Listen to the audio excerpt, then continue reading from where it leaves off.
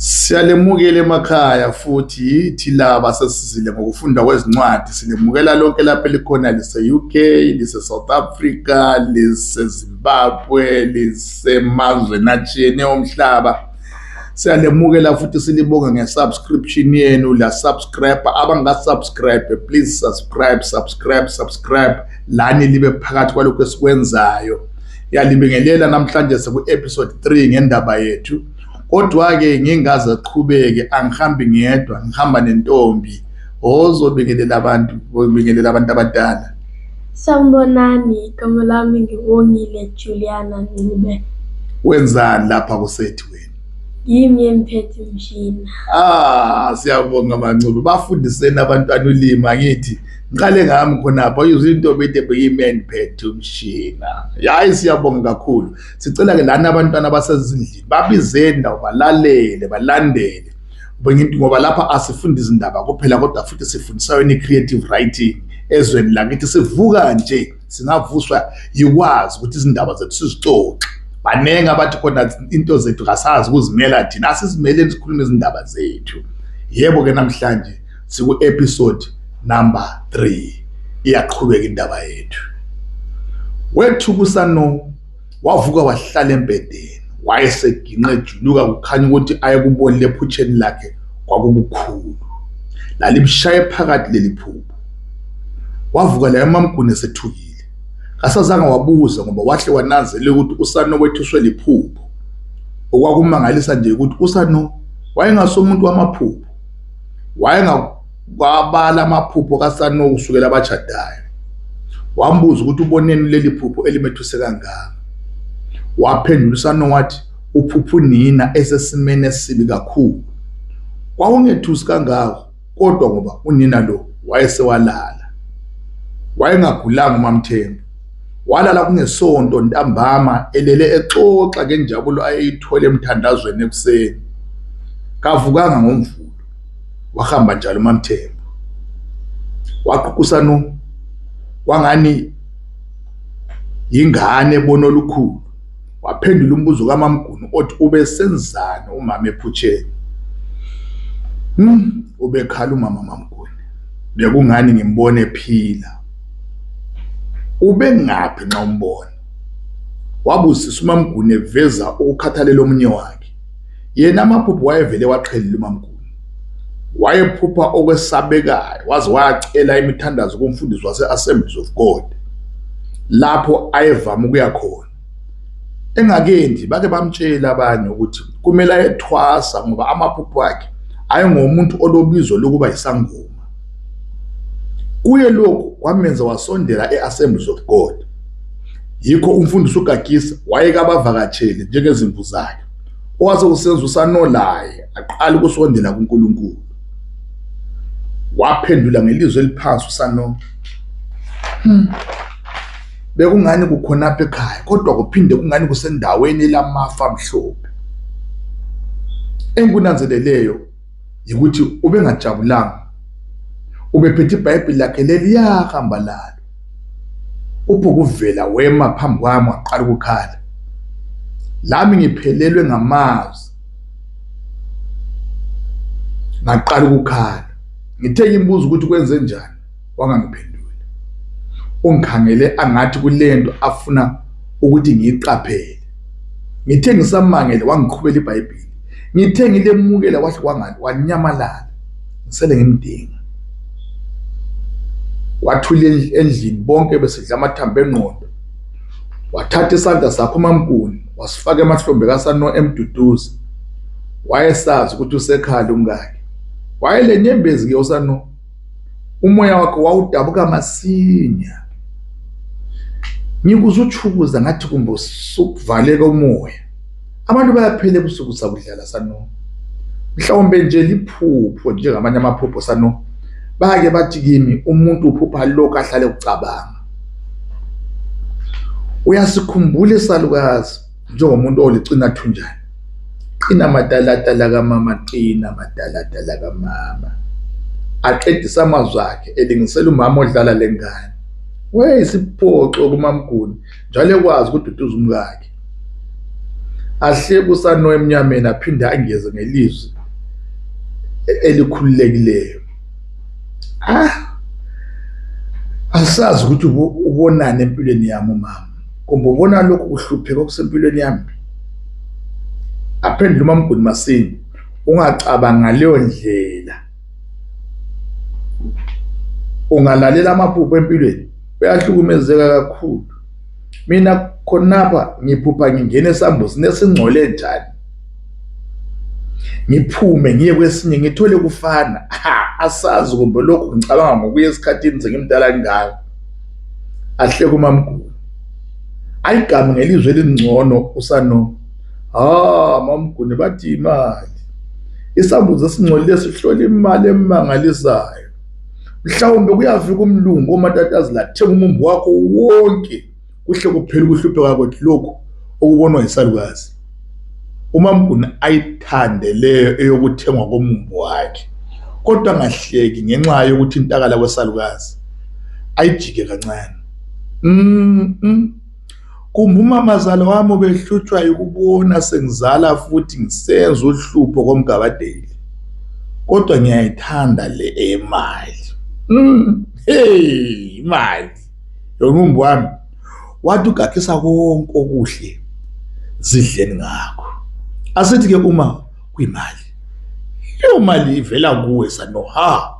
Othola umsebenzi lapha ekhaya kubani sano? Angithi nguye ubaba walapha ekhaya. Ukuphila iBhayibheli umama ngokunjalo kholwa ke wena ukuthi impilo zizotshintsha sano. Mhlawumbe umama ubekhaliswa luhlupho osudlulekile ekubusisa futhi ngeBhayibheli ngempilo entsha esesingena kuyo sano. Yamshaya kamnandi leyo, wakhohlwa ngehlupho zakho sano, wazi wathi amen. MaMguni, lawe amen. Esizwe amen, uMamGuni wahle wathi singazihluphi ngokuningi ngoba uNkulunkulu uyakwazi akwenza ngempilo zethu. Asithandaze sano. Wahle wakhokhela uMamGuni njengensukwini. Baba wethu osezulwini, malidunyiswe igama lakho. Umbuso wakho mawuze, intando yakho mayenziwe emhlabeni njengasezulwini. Usinike ukudla kwethu kwemihla namalanga. Usixolele ezonweni njengoba sibaxolela abasonayo thina. Ungasikhokhelele kulingweni, kodwa usisindise ebubini, ngoba umbuso ungowakho, amandla nenkazimulo kuzobe naphakade. Uthe sithi amen, umfo kaMgabadeli wayesehoqa.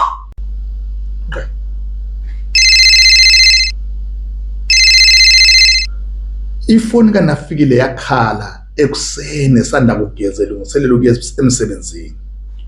Waqala wayekele salolunga indebe zakhe phambi kwesibuko. Ingqondo yakhe yayizula ecabanga okwakuzenziwe esikolo. Abantwana babezaqala ukubhala imihloliso yaphakathi komnyaka. Kwakuzamela aqale ngomhlangano wekuseni lababalisi. Lwakhala ucingo lwaze lwathula. Lwakhala njalo wethuka, ingqondo isibuyile, waphendula. Kwakungufiki ivele Goli. Wahle waqala wakumsola unina ngokudobha ifoni.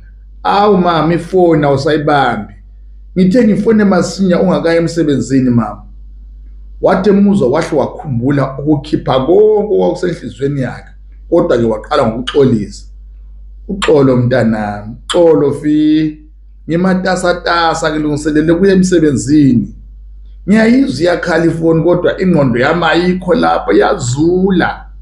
Kuningi okusekhanda lami. Ufikile kasaphozisanga amaseko. Ucabangani salukazi? Uyangikhumbula mama, uyangikhumbula. Bahleke bonke azaphendula uNafiki. Ngiyekela njani ukukhumbula uMr Khatebi? Ngiyekela njani ukukhumbula uNgelengele? Isizungu singibulele khona apha endlini. Kunjani kodwa eGoli? Wahleka kancane uFiki. Ungibona ngifone ekuseni kangaka, ngibiziwe phela emsebenzini. Ngiyaqala namhla weqiniso. Wajabula uNafikile ngento enhle evelela umntanakhe. wabonga lo nkulunkulu waze watsho futhi ubesazi ukuthi unkulunkulu uzongenela kuphela. Uthe eqeda ukutsho njalo wakhumbula into emhluphe enhliziyweni yakhe. Kuhle nxa usuthola umsebenzi mntanami, sebenza uqala impilo entsha. Uma kule ntombi ofuna ukuyithatha khona lapho ungacabangi kabili, yekela izintombi zasemaplazini ezizalwa ngabayanga abazibona bengcono. UNomsa wakho lo angifuni lokuzwa ngaye. Ufikile wathula wazibamba kodwa kwemehlule.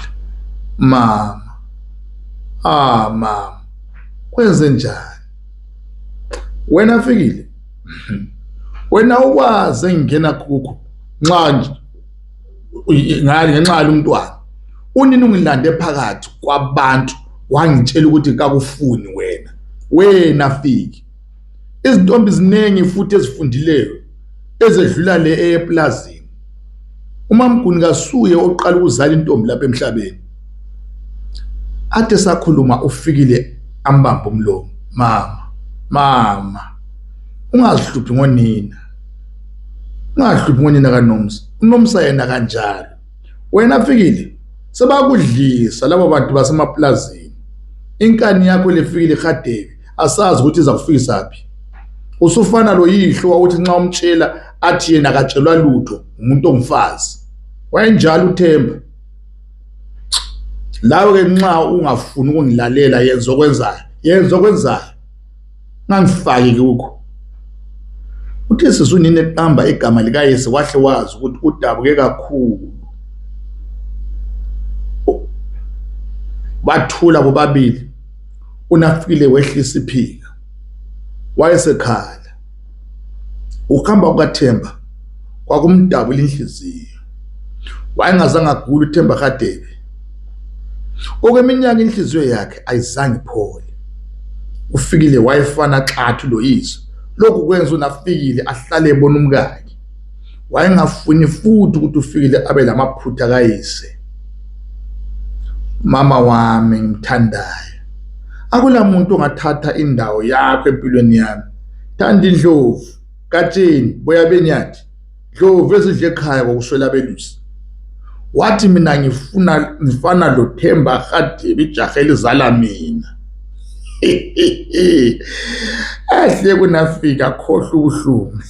Wena unjalo kuFikile wenza unina ahleke lasebuhlungwini. Angithi uNomsa laye wayevele ehlala ehleka nxa ufike khona. Aqhubeke ufike. Ngizayilungisa indaba yami kaTsheni.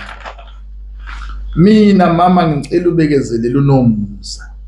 Mhlawumbe kumele futhi simzwisise uMamGuni.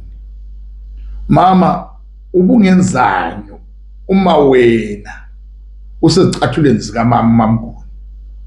Ngizayilungisa mama. Ngiyakuthanda kakhulu mama. Aphithule kancane abheke watshini egaxwe odongeni lwendlu abesephangisa ayigqibe indaba. Ke Fiki, ngiyakuzwa Radebe, ngiyakuzwa. Into nje engingayifuniyo ukuhlala ngithethiswa uMamGuni. Lixoxisisa indaba yenu noNomsa. Kulungile mntanami, akuthi sigijimele emsebenzini. Ngiyajabula kodwa Mthimkhulu ukwazi ukuthi uzothola umsebenzi bavalelisana. Bangena uMathwasa lo saNomsa eofisini kaNyathi. Bathwala amakhanda abadala bebuka izithombe ezisendongeni. Omunye umfanekiso ngokaMandela. Eminye yayiyabantu abadumileyo emhlabeni. Owabahlaba yilo lapha ayemi khona nalo owayengumongameli wokuqala weZimbabwe uRobert Gabriel Mugabe. Ebabona bebuka wabekela wangabajahi. Yena wabobotheka esazi ukuthi izithombe lezi zenzani phakathi kwabo. Ngokuya eminyango kwakulesithombe esikhulu lapha ayemi khona lenkosi yamaZulu, isilo samabandla, evunule ephelele ngokwesintu. Bema babuka ngokumangala. Babengakaze bakubona ubukhulu obungaka. wakhwehlela uNyathi angani uthi bekani mina sekwanele. Hlalani phansi madoda. Ugabadeli dladla mhlophe kadlela gigaba awusuka madoda. Lawe mathwasa joli mnyama nyanda yemkhonto induka ziphele. Wemthi mkhulu. Wemadoda adinga namanguni kuleli. Webzilikazi walahla madoda. Aphe nokuphuzwayo kodwa ke lingabapho ukushisayo ngoba asemsebenzini. Wathi uNyathi ebamukela. Wahle kwamadoda ehlala ezitulweni ezazizihle. Kwabanzima ke ukuhlala endaweni ehlanzekileyo umuntu egqoke ihovorosi ehamba ngegambuti eligcwele udaka lwensimbi. Waxhawulwana kwesintu. Lenjani madoda? Liubona njani umsebenzi? Wabuza uNyathi. Waphendula masinya umathwasa njengomuntu owayehlalele eduze. Hayi siphilile mdluli siyabonga sesingamadoda lathi ngoba sesivukele emsebenzini. Sengifisa ukuthi abani ngiyazazi izithakazelo zakho. Wahleka usano wazizwa izibongo zikaNyathi zisehle. Wabile egazini wachaphula ukulima wabonga. Siyabonga mdluli. Mavimbe sangweni. Mgwaba. Benze. Nyathi emnyama ngabamhlophe ifuze ekhaya konina. Mlaba. Sontokozi. Yani. Ndela. Sindangonyezi. Sipinde simnyama njengenyongo. Jola. Wethuka uNyathi kwangani kungene into ongakaze ayibone. Wayethi uyazazi izithakazelo zabantu kodwa indoda le yayilesipho esikhulu. Wayengakaze abongwe kanje empilweni yakhe. Le kwakuyimboni. Wabobotheka uNyathi. Mgabadeli, angikaze ngibonge kanje. Angilakanye indoda yamadoda. Ngiyabonga dladla ngiyabonga. Kubonga mina. Umathwasa uqinisile. Sesingabantu lathi mdluli. Abafazi besihlonipha ekhaya. Kudala sikudinga umsebenzi. Waphendula usano ewuguqula umumo osendlini. Wahlekwa ukhala ubukhaqaqaqa bezingilazi zokuphuzwayo. Wayesazi ukuthi isipho sakhe lesi sethusa abantu abaningi. uNyathi wayigama wayisala lapha afuniye khona okumshayeli webhasi. Hayi madoda likaboni. Ipulazi leli lizasinika imali emangalisayo. Wathula kwangani kudlula uSathane. Wabuthi inhlonzi umdluli kwaguquka umumo endlini. Right madoda.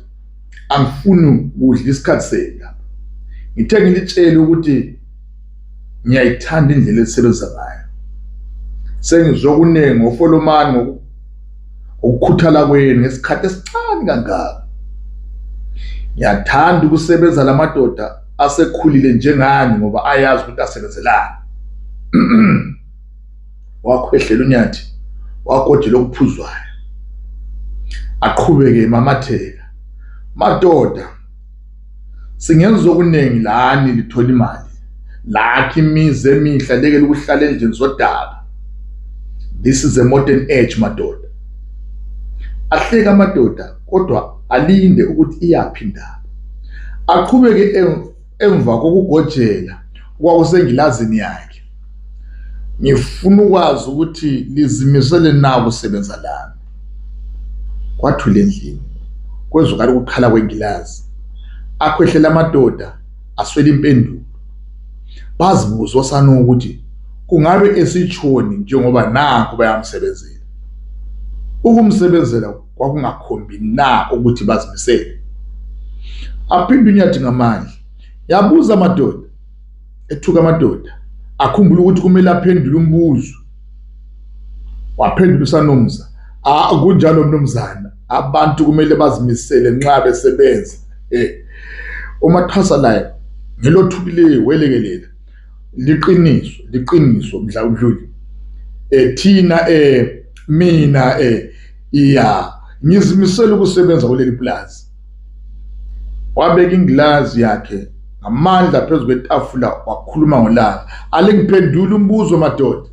Lizimisele na ukuthi lenze okunye phezu kwalokho engiliqhatshele khona ukuze sizuze imali? Bethuko sano bazoza sebekhuluma kanye. Yebo Mdluli, sizimisele kakhulu. Hawu kakhulu ndoda, kakhulu. Wangeza uSano, imali vele yiyo siyidingayo Mavimbe Sangweni. Ubona silapha pense sifuna yona. Mina njengami vele kasaqedanga amazwi akhe. Unyathi wambamba umlomo. Wonderful. Wonderful. Umbuzo wami wesibili. Right. Liyakwazi na ukusebenzisa izibhamu? Kwathula cwaka. Kwezwakala amajuba amabili ekhala phezukweni. Ipulazi likanyathi laligcwele amajuba, ikakhulu emzini wakhe lapha ababexoxa khona. Wala uThuli waze wangena njalo esebona ukuthi abantu sebethulile. Ngitshela ukuthi leli pulazi lifuna ukuvikelwa madoda. Yikho engikhona, yikho lapho engiyakhona madoda. USano waphendula ngokwenjabulo yokunanzelela ukuthi ayisiyo lento abaseyicabanga. Hawu. Hawu. Yebo uqinisile Mdluli. Umlungu engake ngamsebenzela wayengifundise nje kancane ukusebenzisa isibhamu sokuzingela. uMathasa layo waxanguza esenga ezimithio. Mina ngingasisebenzisa ngisipompelampisi ecingweni eTholojo eBhumani. Izipompelampisi yilabo abasebenza ukuthelela inyamazana zeganga amanzi ecingweni olukhulu eWange National Park. Ukuthi uMathasa wake wasebenzisa isibhamu kwakusaziwa nguye lo nkulunkulu, kodwa ukuthi wayesipompelampisi kwakuliqiniso. Wahlekelela unyathi, wathela uqanda engilazini, wanxusa uSano ukuthi labo bengeze engilazini zabo. Wonderful.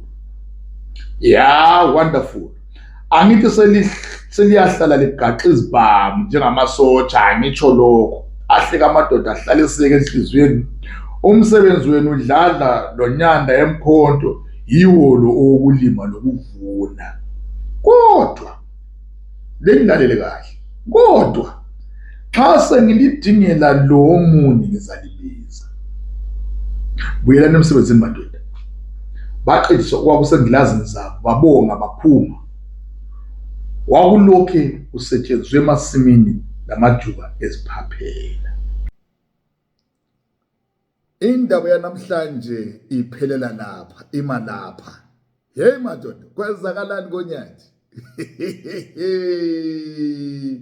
Kunzima uba indoda, kunzima ukuswela okungokwakho emadoda. Kwini kathi usokwenzakala koNyathi? Kathi sokuthi abantu lingazisebenzisa yini izibhamu? Ngezani? Kambe kezokulinda iplazi? Asazi. Kodwa ke lami njengawe ngifisa ukwazi ukuthi kathi vele kwenzakalani koNyathi? Hey. Hayi, asilindeni kuvikezana. I-weekend futhi sike sibone ukuthi iqhubeka isithini. Kodwa singezwa ngani ukuthi lina lifuna sifake ngokunganani? Subscribe, commenta, khuluma nathi, suggesta, sibonise ukuthi singaqhubeka sithini. Yethu sonke phela into le, ngoba into lezi zenzakalile abantu bonke. Kunzima imisebenzi ayikho emhlabeni. Ayikho imisebenzi kwezini lakithi. Kodwa ke kwenzakalani koNyathi?